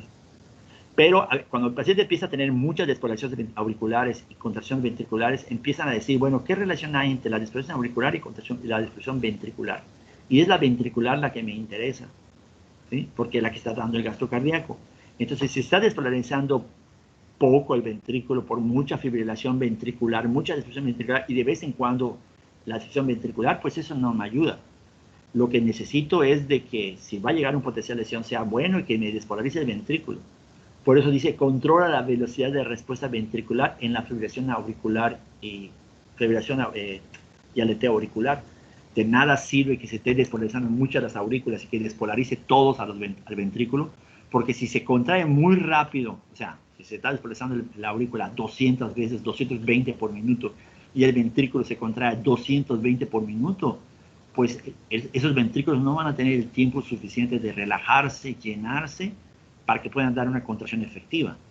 Necesito que se calme las aurículas. Bueno, mientras te calmas, si yo aumento el periodo refractario en el nodo AB y hago que no pasen todas, solamente pasen algunas, eso va a ayudar a que la frecuencia cardíaca ventricular pues tome un número, digamos, decente para que se pueda llenar el ventrículo, se pueda contraer y mantenga un gasto cardíaco. Y de tener una fibrilación auricular que esté haciendo que mi ventrículo se contraiga mucho, más de lo normal, y estar haciendo que se vaya disminuyendo la fibrilación, se retrase la conducción en el nodo AB y que mi frecuencia ventricular ahora baje, por ejemplo, a 80, por decir, pues quiere decir que ya tiene tiempo el ventrículo de llenarse y me puede dar un gasto cardíaco adecuado. ¿Sí? O sea, por eso dice, controla la velocidad de la respuesta ventricular en fibrilación y aleteo auricular. O sea, uso terapéutico de la digoxina, fibrilación auricular, aleteo auricular. Y luego menciona también, lo vamos a ver después, en taquicardias supraventriculares, que también ya vimos que la taquicardia supraventricular es una arritmia que sucede arriba de los ventrículos, o sea, en las aurículas. ¿Sí? Entonces, si yo les pregunto, ¿cuáles son los usos terapéuticos de la digoxina? Insuficiencia cardíaca, ¿aguda o crónica? ¿Cuál sería? Crónica. Pues cuando es crónica, es cuando se ha activado el sistema simpático, el sistema renina-angiotensina aldosterona, y ahí estaba yecas, aras, espironolactona, ¿sí? Para cuando tú quieres aumentar la fuerza cardíaca, usas el inotrópico como digoxina, ¿sí? No quiere decir que no puedes usar digoxina para mantener fuerza cardíaca, ¿no? Pero como que es así como piedra angular para pacientes con insuficiencia cardíaca, sobre todo aumentar la fuerza de contracción. Y insuficiencia cardíaca y arritmias auriculares, ¿sí? ¿Qué otro medicamento? ¿Cuál es el medicamento de la clase 1 vimos para arritmias auriculares?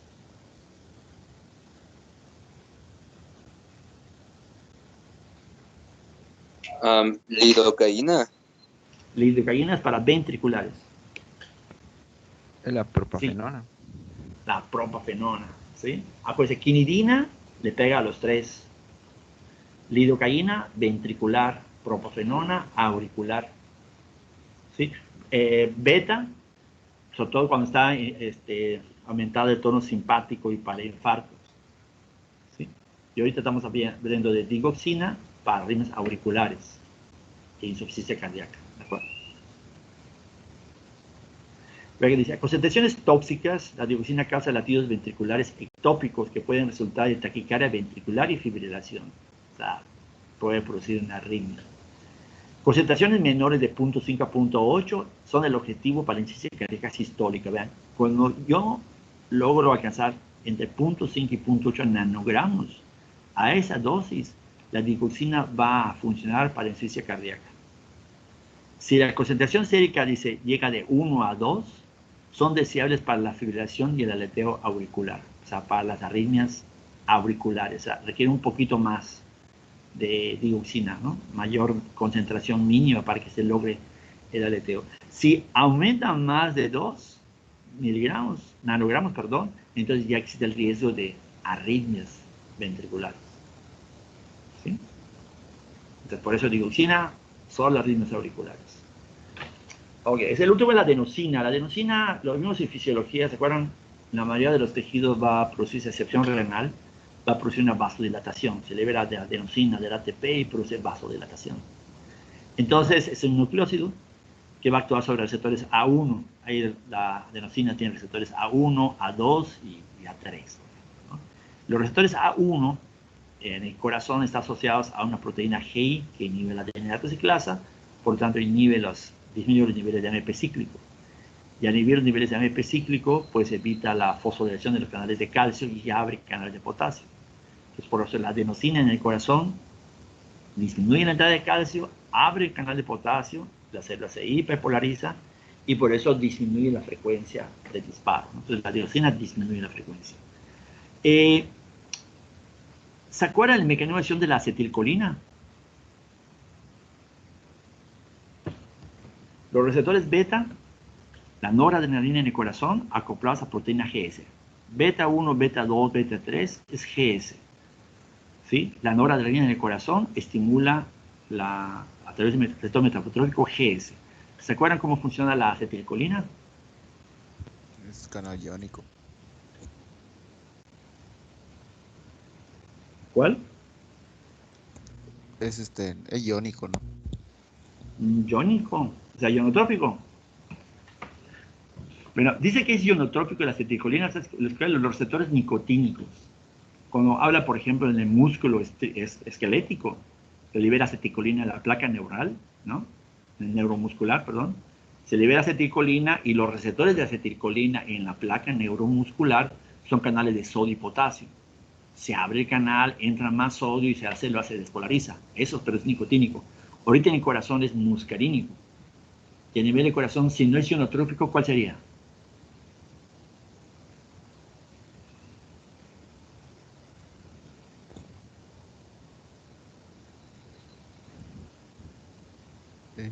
GI. Metabotrópico. Metabotrópico, muy bien. ¿Cuál sería? ¿Cuál de las acetilcolinas? Es la GQ, ¿no? La GQ. A ver, si se estimula la GQ, el músculo cardíaco, aumentaría IP3 y diacilglicerol, ¿no? Sería Y si GI, aumenta ¿no? diacilglicerol y IP3, ¿cuál sería el efecto sobre la fuerza cardíaca de la acetilcolina en el corazón si fuera mediada a través de GQ en el corazón?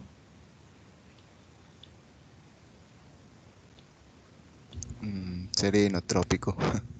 ¿Ah? Sería inotrópico, aumentaría la fuerza de contracción, ¿no? Entonces, Es que GI, ¿no? Fíjense, por eso les di la pista de noradrenalina. GS estimula adenylato ciclasa, aumenta el AMP cíclico. ¿Sí? Entonces, ¿qué conviene que haga la acetilcolina?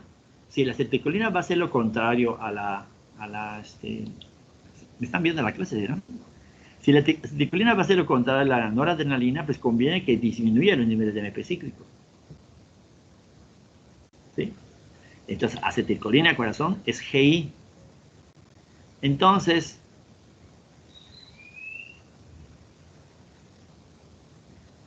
aquí está una función que vean.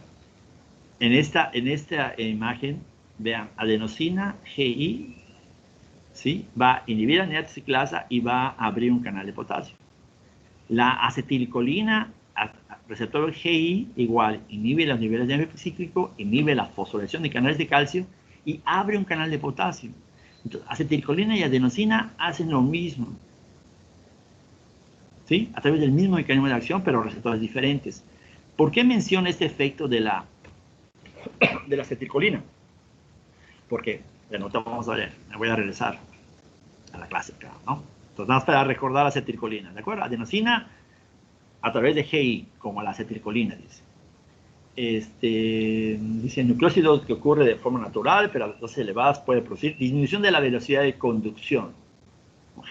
Disminuye la velocidad, prolonga el periodo refractario, tarda más y disminuye la automaticidad en el nodo AB.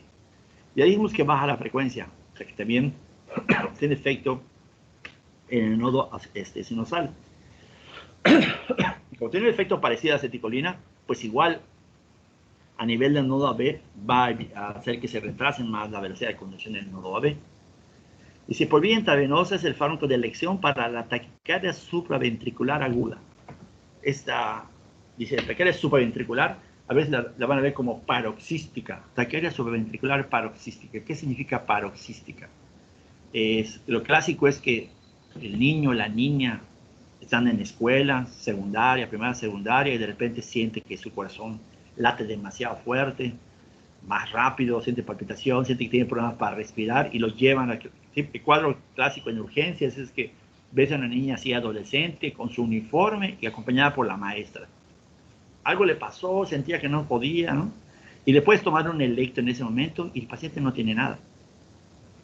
Y a veces pasa y no es primera vez que le pasa. Entonces cuando sucede eso y piensas que es una arritmia que probablemente sí tiene una arritmia la niña, pero cuando yo la veo no tiene, entonces es necesario que se le ponga un holter, se le ponen electrodos para medir su electrocardiograma, se le pone un aparatito ya en su cintura, en un cinto, para que le haga un electro durante 24 horas a la niña o al paciente, para que después el cardiólogo revise y ve si a lo largo de 24 horas no tiene variaciones en su frecuencia cardíaca, porque muchas veces así como empieza, así termina.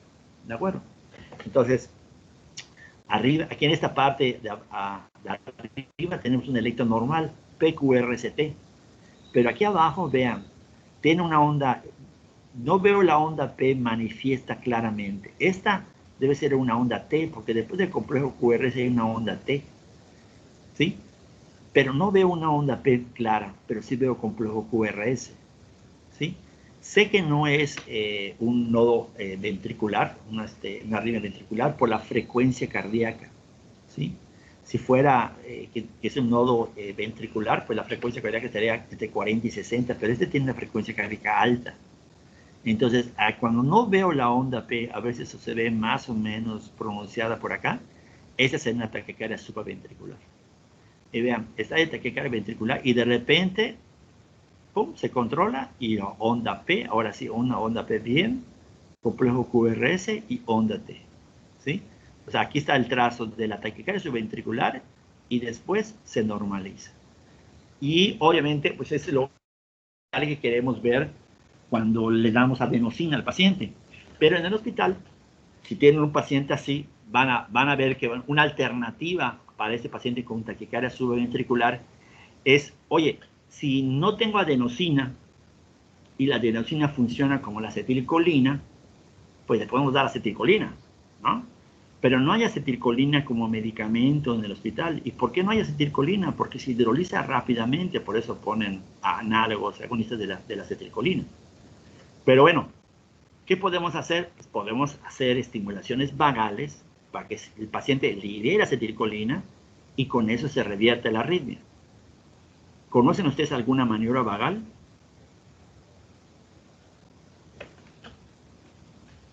No, doctor.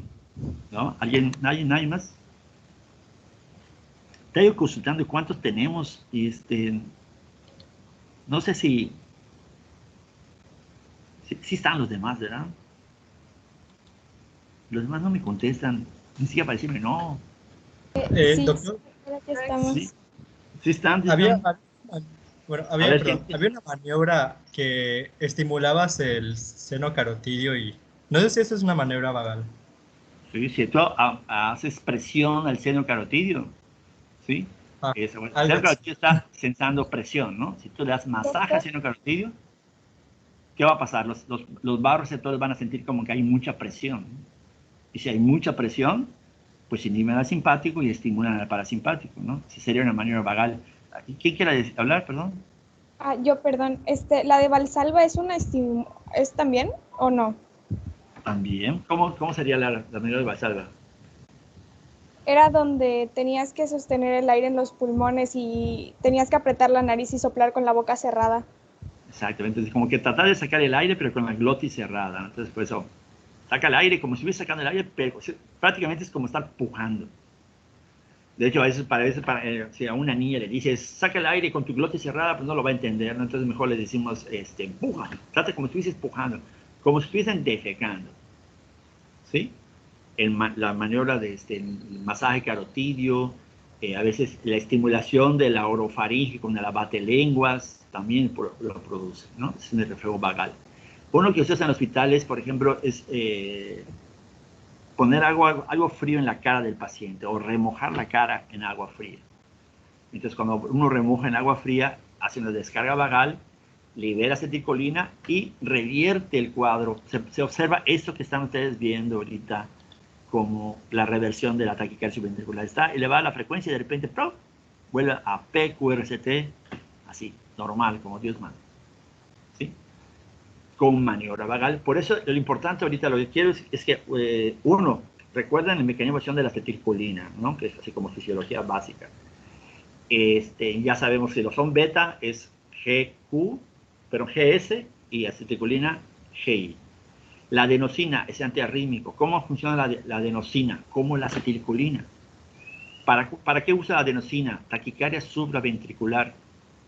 ¿Sí? Si no tengo adenosina, ¿puedo hacer maniobra vagal? Sí, puedo hacer maniobra vagal. ¿Por qué? Porque libera acetilcolina y hace lo mismo que la adenosina. ¿Sí? Por eso es importante recordar el mecanismo de acción para que lo puedan asociar y en un momento determinado puedan atender a un paciente que tiene taquicardia sin adenosina. ¿Sí? Y por el hecho de que se revierta con la adenosina, que tiene un mecanismo semejante a la acetilcolina, en esta arritmia pues se pueden producir maniobras vagales y pueden ayudar a su paciente. ¿Sí? Y si tiene baja toxicidad, pero causa rubor, pues es un vasodilatador, ¿no? Rubor, dolor pleural, hipotensión. En otros libros mencionan disnea, broncoespasmo, ¿no? Puede inclusive, cuando se administra por vía intravenosa, puede producir asistolia. O sea, de repente no hay actividad eléctrica en el electrocardiograma con la acción del uso. De estar con la frecuencia elevada, puede producir asistolia. Entonces, pero obviamente como se metaboliza rápidamente, dice, vean, su acción dura, dice, de 10 a 15 segundos. Como metaboliza rápidamente, pues rápidamente desaparece esa asistolia, ¿no? Dice, pues es captada por los eritrocitos y las células endoteliales. Entonces, en general, cuando hablamos de la administración de un medicamento por vía intravenosa, ¿se acuerdan? Decíamos, como se está aplicando por vía intravenosa, tiene que ser la administración lenta. Lenta es 15 minutos, 30 minutos. Hay medicamentos que son 2 horas, hay medicamentos que en 24 horas, se tiene que ser muy lenta la administración. Pero este medicamento que cuando yo lo pongo en la vena, lo quiero para contrarrestar una taquicardia supraventricular, están poniendo adenosina, se va a metabolizar rápidamente por los eritrocitos, va a desaparecer su acción. Entonces este medicamento es de las excepciones que tengo que administrarlo rápidamente. Rápidamente dicen 10 segundos, ¿sí? Entonces si ustedes ponen la inyección, dicen 1001, 1002, 1003, 1004, así hasta 1010, y pasan lo que tienen, pues no podría decir que es lento, ¿no? Pero es rápido si lo comparas con una solución que vas a administrar en 15 minutos. Entonces 10 segundos es rápido, pero no es así de bolo, así de rápido, de bolo rápidamente, por el hecho de que puede producir asistolia. Aunque se metaboliza rápidamente, pues no quieres que tu paciente estar con una taquicardia subventricular, veas que de repente su electro marque 0 y se vuelve una línea isoeléctrica, ¿no? Porque entonces vas a pensar que se está muriendo, ¿no? Entonces, aunque se revierte rápidamente, mejor no. 10 segundos, administrarlo así es rápido, pero se puede utilizar en esos pacientes, ¿no? Entonces, ¿qué más dice la adenosina? No creo que es lo más relevante de la adenosina como otros fármacos, ¿no? Entonces, vean, para taquicardia supraventricular, adenosina funciona. Para arritmias auriculares, pues propafenona es una opción, digoxina es una opción. Para arritmias ventriculares, lidocaína. ¿Sí? beta bloqueadores para arritmias producidas por estimulación simpática, como en caso de que esté un paciente infartado o disminuye el área, también lo puede hacer. Dado que va a disminuir la frecuencia de la fuerza de contracción y también va a afectar el nodo auriculoventricular. Bloqueadores de canales de calcio no lo vimos, pero también va a afectar nodo sinusal y también va a afectar el nodo auriculoventricular.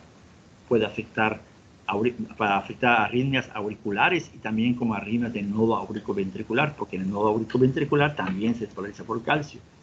Y si hay calcio en el ventrículo, pues también podría funcionar muy determinado para arritmias ventriculares, ¿no? La amiodarona, que tiene todos los mecanismos de acción, prácticamente, pues puede funcionar para arritmias auriculares, ventriculares, el nodo B. Pero les digo, tiene ese punto de que solo para arritmias de urgencia y vía oral para cuando no respondió a las arritmias habituales, ¿no?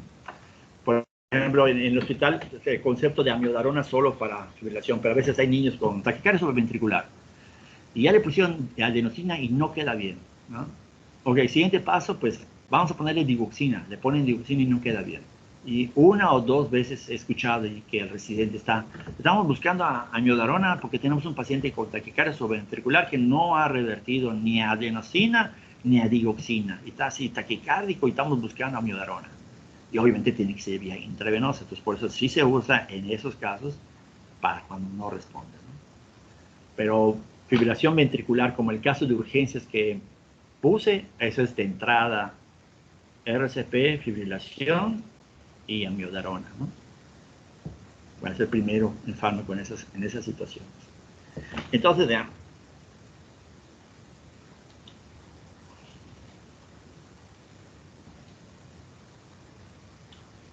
Si pongo un mecanismo de acción, acá, vean, cuando veo la farmacocinética, veo quinidina, 3 a 4 metabolitos activos. Lidocaína, 3 a 4 y 1A, metabolitos activos. Y la profenona, 3 a 4, 1A y 2 de 6. ¿Sí? Entonces, igual metabolitos activos. Entonces, son cosas que yo digo, bueno, hablando a favor de los cuadritos, me puede ayudar para entender más o menos y fijarme de los detalles, ¿no? No puse nada de los canales de calcio, amiodarona. Vean, la amiodarona taquicardia supraventricular, ventricular y aleteo auricular. O sea, todas las arritmias de la amiodarona porque tiene todos los mecanismos de acción.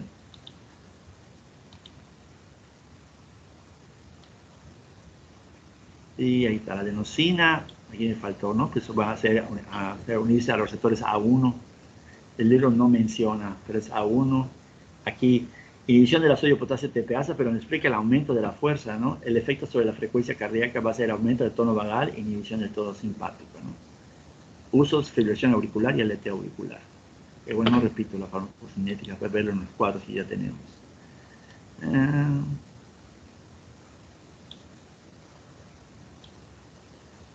¿Qué otro antiarrítmico es metabolizado por los eritrocitos, aparte de la adenosina? ¿Se acuerdan? El esmolón. Esmolol, ¿no? Exacto, beta de corta duración, de acción breve, ¿no? Pero eso no lo puse acá. Lo pondría en forma breve acá, ¿no? Sí, bueno, también la adenosina, doctor, leí que también reduce la corriente de calcio. Ajá. Sí, es lo que te decía de como la acetilcolina, ¿no? Al inhibir a los niveles de AMP cíclico, evita la fosforilación de los canales de calcio y abre los canales de potasio. ¿Sí? Como la digoxina. Bueno, no sé, ¿alguna pregunta o comentario?